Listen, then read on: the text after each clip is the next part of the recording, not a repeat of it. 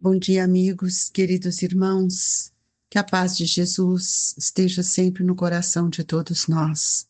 Sintamos felizes por estes momentos em que nos encontramos reunidos, em nome de Jesus, para o fortalecimento de nossos ideais, de nossos pensamentos, harmonizando-nos com as vibrações que o Evangelho nos traz.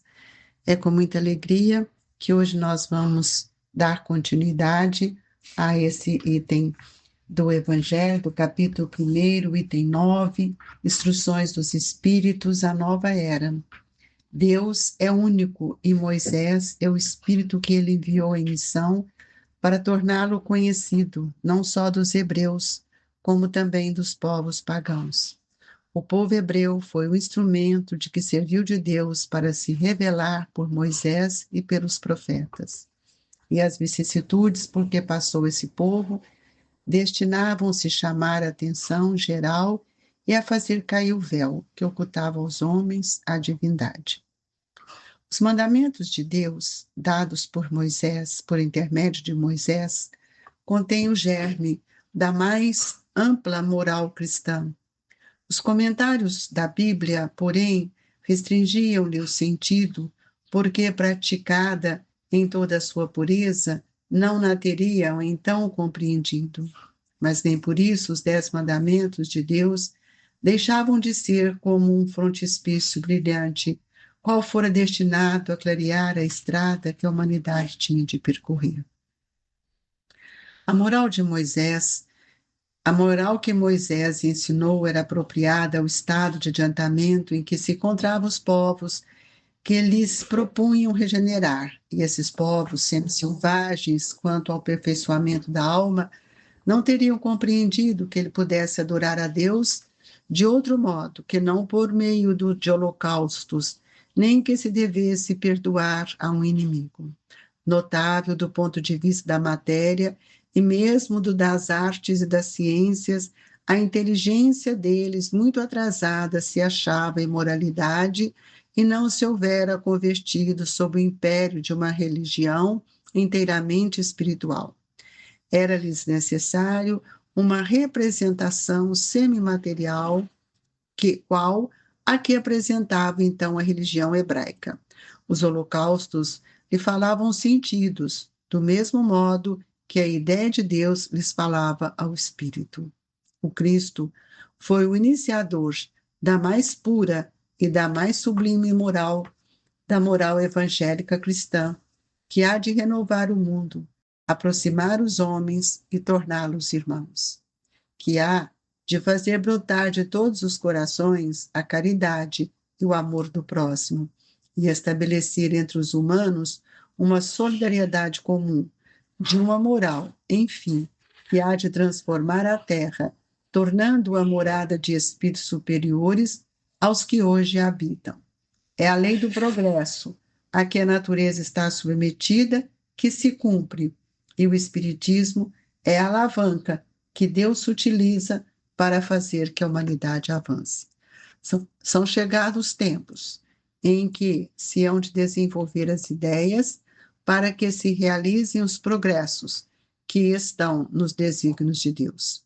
Têm elas de seguir a mesma rota que percorreram as ideias de liberdade, suas precursoras. Não se acredite, porém, que esse desenvolvimento se efetue sem lutas. Não. Aquelas ideias precisam, para atingir a maturidade de abalos, discussões, a fim de atraíam a atenção das massas. Uma vez isso conseguido, a beleza e a santidade da moral tocarão os espíritos, que então abraçarão uma ciência que lhes dá a chave da vida futura e descerra as portas da felicidade eterna. Moisés abriu o caminho, Jesus continuou a obra, o Espiritismo a concluirá. Um espírito israelita, Mulhouse, 1861. Amigos queridos, elevemos o nosso pensamento até Jesus, buscando no nosso Mestre o amparo, o refúgio para os nossos corações, ainda empedernidos pelas dificuldades que carregamos. Que Jesus nos agasalhe, nos fortaleça e leve a todos os nossos irmãos a força, a coragem e o bom ânimo. Senhor, olhe por todos aqueles que necessitam da sua presença e que muitas vezes, Jesus, não sabem como chegar. Que a brandura, o amor que esparge para todos nós, provindos da providência divina, nos agasalhe na manhã de hoje. Que assim seja. Amigos queridos, eu gostaria de começar perguntando o que é a nova era para você. Que era esta que nós queremos viver? Porque a nova era é um novo ciclo. E esse ciclo, ele não é planejado por nós, nem pelos homens. Ele é um ciclo programado por Deus, por nosso Pai, e cujo a oportunidade divina de termos recebido Jesus para implantar a verdade no coração de todos aqueles que compartilham com Ele, isso não tem tempo. Todo tempo é uma nova era, todo tempo é uma era de esperança, todo tempo é tempo de amar e todo tempo é tempo para perdoar. Se Deus é único e Moisés é o Espírito que ele enviou em missão, nós precisamos saber que a grande missão de Moisés foi realmente instrumentalizar a todos os recursos que ele tinha dentro dele, pela capacidade moral, pela firmeza desse espírito, ele foi escolhido para receber as leis de Deus, todo esse compêndio de luz que foi trazido, que é o Decálogo. Então, os 10 mandamentos falam e continuam a falar dentro de nós. Nós sabemos que o povo hebreu ainda tinha um pensamento muito primário e ainda ligava muito as questões dos holocaustos, das profecias, mesmo trazido pelos profetas, mas os mandamentos de Deus mudam um pouco o olhar para todos nós. E Moisés também foi aquele legislador que conseguiu criar leis para modificar a forma da sociedade em que o homem vivia. Tudo isso foi para aquele tempo. Agora nós estamos no outro tempo, porque depois de Moisés já veio Jesus. Jesus, qual que foi o compromisso dele? Trazer para nós a mais pura, a mais sublime moral evangélica. Ele trouxe toda a verdade para renovar o pensamento de todos nós. Por isso ele veio como modelo, como guia, como mestre, aproximando-nos uns aos outros, mostrando para cada um de nós a nossa paternidade, falando que é necessário amar o próximo como ele nos amava. Então, Jesus, ele trouxe tudo aquilo que a humanidade, ontem, hoje e amanhã, terá que aprender. E se não aprendemos, é porque ainda não compreendemos que todos nós estamos inseridos na lei de progresso. E essa lei, a lei de progresso é a lei que a natureza nos mostra. Tudo está submetido à lei de progresso, que é que vai estimular o espírito a mudar a sua forma de olhar. Como eu vou olhar a vida? Dependendo do meu olhar, mostra a era que sou. Se eu estou me esforçando para espiritualizar a minha existência, eu estou entrando numa era nova, numa era de luz, onde a prioridade é aquilo que o Evangelho nos ensina: o espírito há de resgatar a matéria. E cabe, então, ao Espiritismo alavancar esse progresso, que também foi anunciado por Jesus, quando ele disse que não poderia dizer tudo. Então, esse tempo chegou. É o tempo que nós temos para desenvolver novas ideias. Novas como? De acordo com os ensinamentos de Jesus. O Evangelho de Jesus, amigos, não é mais para ser dito, falado, mas é para ser vivenciado, sentido. É Ele que modifica nosso olhar para a vida, é Ele que vai nos mostrar o valor da nossa imortalidade. Então, para que a gente compreendesse tudo, chegou o Espiritismo, que abre a cortina da imortalidade, que nos mostra a lei da reencarnação, que desdobra essas leis, como a lei do amor, a do trabalho, a lei de conservação, que estão tudo em nós. É o Espiritismo que define para nós todos os fluidos que nós podemos utilizar da natureza, do nosso magnetismo, para mostrar que Jesus não fez milagre, que a ciência avança à medida que o espírito evolui.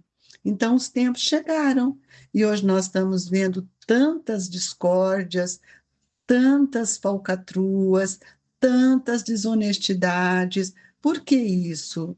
Porque não quer dizer que eu tenha estudado, que eu tenha títulos, doutorados das universidades. Não. A universidade é do espírito, amigos. É a lei do amor que muitas vezes deixamos para trás. Então é preciso que a gente possa entender que Jesus teve um caminho, abriu o caminho para todos nós, quando ele nos disse, né, que ele viria para dar continuidade ao caminho que Moisés abriu, à obra que Moisés iniciou. E ele fala: eu não vim destruir a lei, vim dar continuidade. Mas ele não podia fazer tudo, porque ainda estávamos numa infância espiritual. E é por isso que ele afirma aos discípulos que ele enviaria o Consolador prometido. E o Consolador prometido nada mais é do que a voz do advento do Espírito de verdade, aqueles espíritos que trouxeram por meio de muitos médios mensagens que foram esclarecedoras e que traz para nós um olhar de universalidade da verdade. Então, o Espiritismo, ele vem concluir, ele vem ter uma abrangência diferente no nosso entendimento. Agora, tem pessoas que estão ligadas lá em Moisés, tem pessoas que estão ligadas lá no Velho Testamento ainda, lá em Davi, nos profetas, lá atrás. Mas nós temos que respeitar pela ordem evolutiva, pelo estado evolutivo de cada espírito. Então, nós vamos ver que Jesus nos mostra a caridade quando ele fala a cada um segundo as suas obras, que obras nós estamos mostrando, fazendo e realizando, que obras? Aí Kardec vem e nos diz assim: fora da caridade não há salvação. E nós, espíritas, muitas vezes entendemos que a caridade era só material, e não é, né? O advento do Cristo, o advento do Espírito de verdade, ele vai nos mostrar que é necessário que a gente tenha indulgência para sermos benevolentes com o nosso próximo, severos conosco, disciplinando-nos para que nós possamos ter compaixão com o outro. Então, isso não são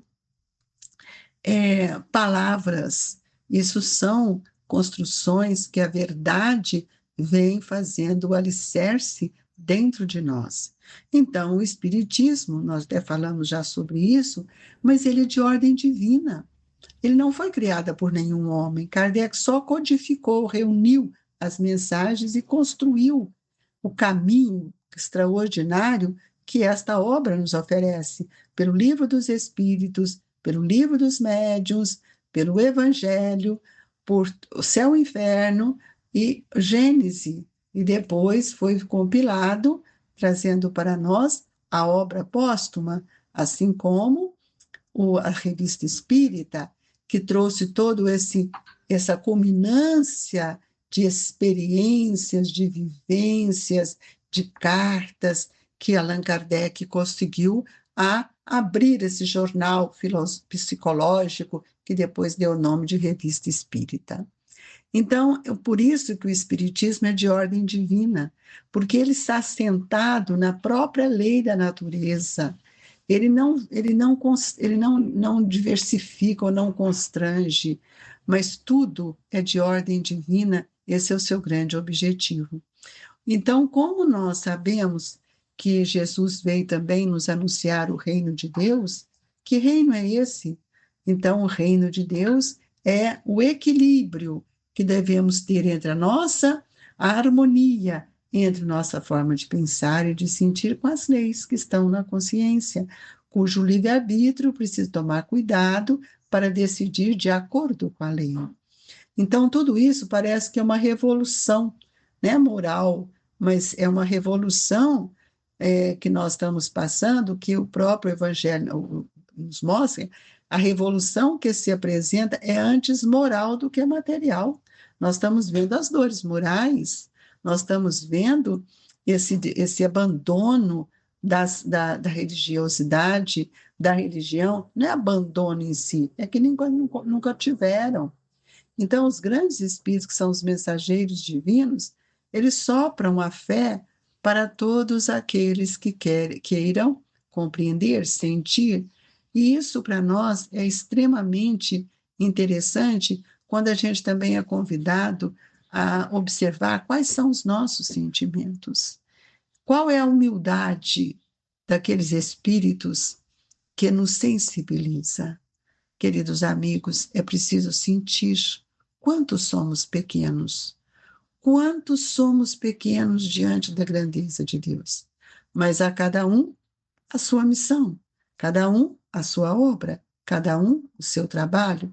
Então, cada um de nós temos que pensar o que temos feito para mapear no nosso pensamento aquilo que é o que nós temos para dar, oferecer para o próximo o melhor.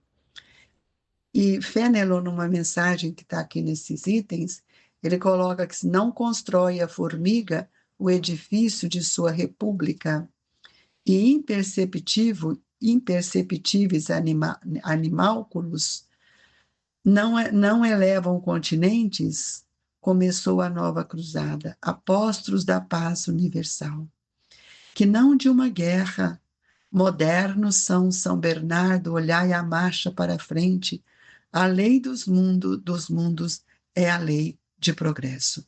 Então, nós temos aí em Santo Agostinho, o grande divulgador do Espiritismo, quando ele é tocado, né? E a razão disso encontra na vida, na edificação do bem, nas descobertas, que este espírito, que foi considerado pai da igreja, chegando no mundo espiritual, ele reconhece a grandeza da doutrina dos espíritos. Então, nós, antes de sermos espíritas, nós precisamos entender que nós somos cristãos. E quando Santo Agostinho, né, a morte da sua mãe, da Santa Mônica, ele diz assim: estou convencido de que minha mãe me virá visitar e dar conselhos, revelando-me que nos espera na vida futura. Essa é a mensagem de hoje, amigos. Se você está numa nova era, é a era da esperança, é a era de viver o Evangelho, para que a gente tenha certeza da nossa imortalidade e de todos aqueles que estarão conosco. Que Jesus nos abençoe e que todos tenhamos bom ânimo, persistência no bem, estimulando cada vez a vontade para crescer, amparar e amar, perdoando os nossos irmãos. Que nesta hora do passe seja o momento também da nossa reconciliação conosco mesmo. Que os espíritos amigos possam nos envolver nas vibrações amorosas, lembrando daqueles irmãos que às vezes guardamos mágoa, ressentimentos, pedindo a Jesus que nos auxilie a libertar desses sentimentos e desejar ao outro sempre o que temos de melhor em nós. Que a nossa água seja fluidificada, Senhor. Colocai nela o medicamento que tanto necessitamos.